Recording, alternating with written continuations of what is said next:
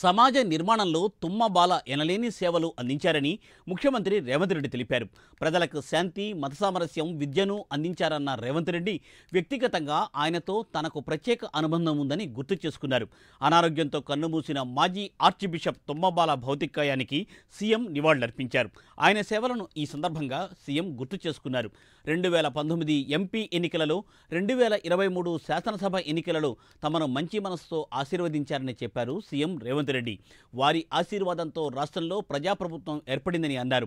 ఆయన మరణం వారి అభిమానులకు తీరని దుఃఖాన్ని మిగిల్చిందన్న సీఎం రేవంత్ రెడ్డి వారి సేవలను కొనియాడుతూ తుమ్మబాల సందేశ స్ఫూర్తితో ముందుకు సాగాలని పిలుపునిచ్చారు.